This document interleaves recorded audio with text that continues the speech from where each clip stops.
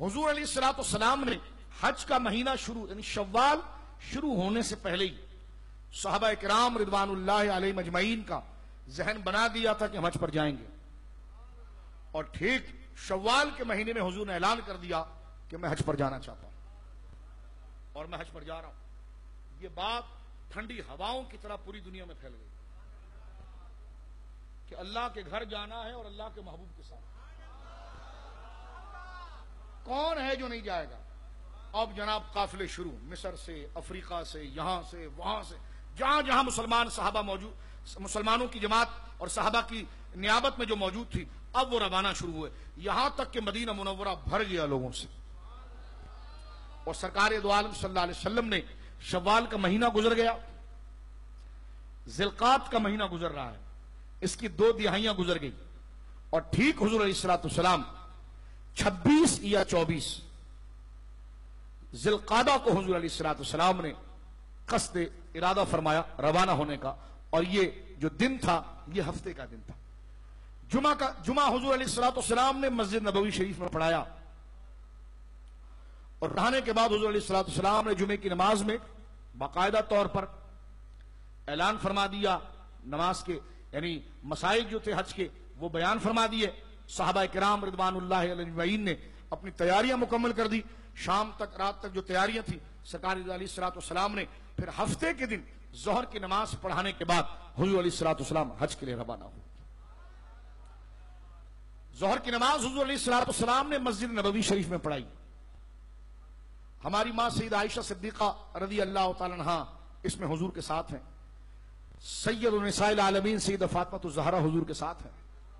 کیونکہ حضرت علی رضی اللہ تعالیٰ عنہ مدینے میں نہیں تھے۔ حضرت علی رضی اللہ تعالیٰ عنہ کو ایک سریہ جنگ کے لیے حضور علیہ الصلوۃ والسلام نے یمن بھیجا تھا، ان کو یمن میں خبر ہو گئی تھی کہ حضور جا رہے ہیں، انہوں نے سارا معاملہ وہاں پر مکمل کرنے کے بعد وہ یمن سے ڈائریکٹ مکہ کی طرف آئے، یعنی مدینہ شریف آنے کے بجائے وہ مکہ کی طرف آئے کہ سرکار سے ملاقات کریں۔ تو سرکار علیہ الصلوۃ والسلام نے ان کی امانت اور اپنی بیٹی سید نساء العالمین سیدہ فاطمہ الزہرا رضی اللہ تعالی عنہا کو اپنے ساتھ لیا۔ رضوان اللہ اجمعین حضور اگر ہاتھ اٹھائیں تو جبے میں سے سرکار کی بغلوں کی نوری شعاؤں کو وہ دیکھیں تو وہ منظر کیا ہوگا کہ جب سرکار علیہ الصلوۃ والسلام نے جبہ جسم پر نہیں ہے، صرف جسم کے اوپر سرکار کے 2 چادریں ہیں، کبھی راستے میں چادر ڈھلک بھی جاتی ہوگی، سینہ مبارک نظر بھی آتا ہوگا، تو وہ منظر جو صحابہ کرام نے دیکھا، اللہ اکبر، 14ویں کا چاند بھی اس پر نثار ہو جائے، جو میرے آقا علیہ الصلوۃ والسلام کی بدن کی شان تھی۔ میری ماں ام المومنین حضرت عائشہ صدیقہ رضی اللہ عنہا کہتی ہیں، جو بات ہے باقاعدہ تحدیث نعمت کے لیے ہماری وہاں کہتی تھی، فرماتی ہیں کہ سرکار علیہ الصلوۃ والسلام نے جب احرام باندھا، لیکن نیت ابھی، احرام باندھنے سے مراد تہبند پہن لیا، نیت ابھی حضور علیہ الصلوۃ والسلام نے عمرے کی نہیں کی، یعنی حج کی ابھی۔ میری ماں کو حضور نے فرمایا عائشہ مجھے عطر لگاؤ، سرکار دو عالم صلی اللہ علیہ وسلم کو عطر بہت پسند تھا، تو حضرت ام المومنین کہتی ہے کہ میں نے اپنے ہاتھوں سے خشک عطر سرکار کی مانگ میں بھرا تھا،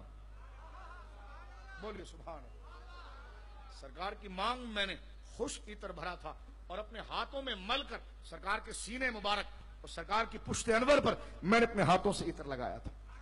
سرکار دو عالم صلی اللہ علیہ وسلم نے ظہر کی نماز پڑھائی اور اعلان کر دیا گیا، قافلے تیار ہو گئے، اور پھر حضور علیہ الصلوۃ والسلام کا یہ قافلہ روانہ ہوا۔ احادیث میں آتا ہے کہ سرکار دو عالم صلی اللہ علیہ وسلم ایک طرف سے سلام کا جواب دیتے تھے، دوسری طرف سے سلام کا جواب دیتے، صحابہ پوچھتے حضور کون ہے؟ فرمایا میرے بھائی موسیٰ بھی چلے آ رہے ہیں، میرے بھائی عیسیٰ بھی چلے آ رہے ہیں، یعنی حضرات انبیاء کرام بھی چلے آ رہے ہیں، اور حدیث کے اندر موجود ہے سرکار دو عالم صلی اللہ علیہ وسلم بتا رہے ہیں کہ یہ وہ جگہ ہے جہاں سے موسیٰ ابھی گزرے ہیں۔ بلکہ علامہ صاحب روح المعانی نے مسئلہ لکھا ہے، جو طواف جاری تھا نا، طواف کے اندر باقاعدہ حضور علیہ الصلوۃ والسلام نے طواف روک کر مصافحہ کیا، تو حضرت عبداللہ بن مسعود نے پوچھا حضور یہ طواف روک کر آپ نے کس سے ہاتھ ملایا؟ فرمایا میرے بھائی عیسیٰ میرے ساتھ تھے، میں نے اس سے ہاتھ ملایا۔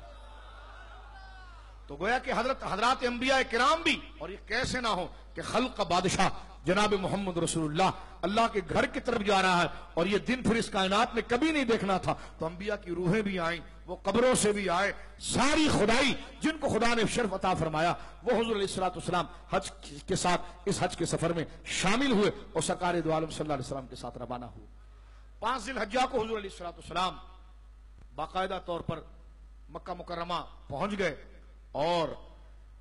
جبل کعبہ جو ہے یہیں سے حضور علیہ السلام کا ورود مسعود ہوا. سرکار دو عالم صلی اللہ علیہ وسلم نے طواف مکمل فرمایا. سرکار کا احرام جو تھا وہ قران کا تھا, مالیا, اور طواف بھی کیا طواف ہوگا جب میرے آقا رمل کر رہے ہوں گے.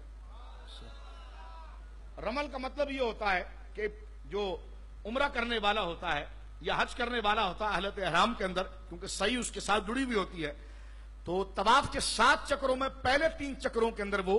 اپنے پاؤں کے پنجوں کے اوپر چھوٹے چھوٹے اسٹیپ اٹھاتا ہے. جس طرح اکھاڑے کے اندر پہلوان لڑنے کے لیے آتا ہے نا, اس طرح چھوٹے چھوٹے اسٹیپ اٹھاتا ہے اور اپنے کاندھوں کو وہ ہلاتا ہے اور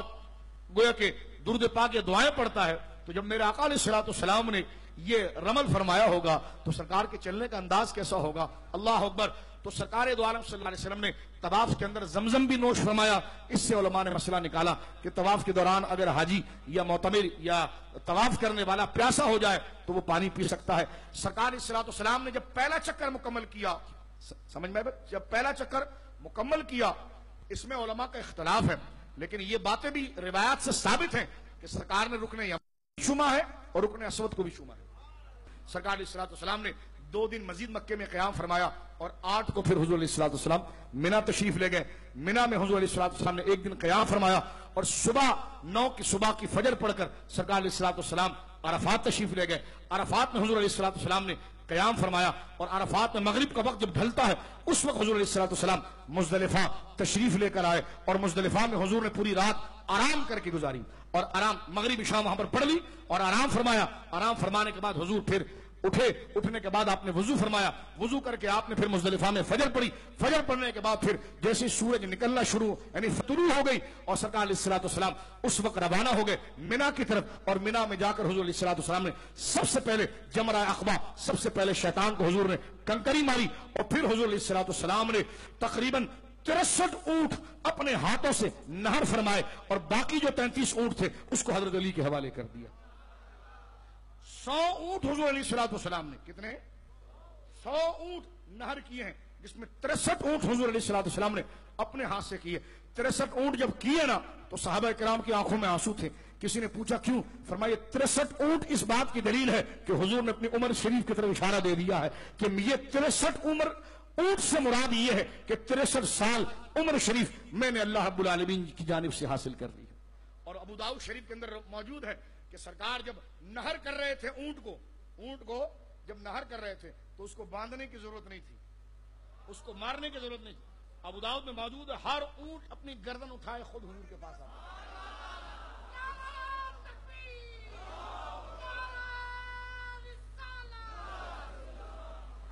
ہر اونٹ اپنی گردن اٹھائے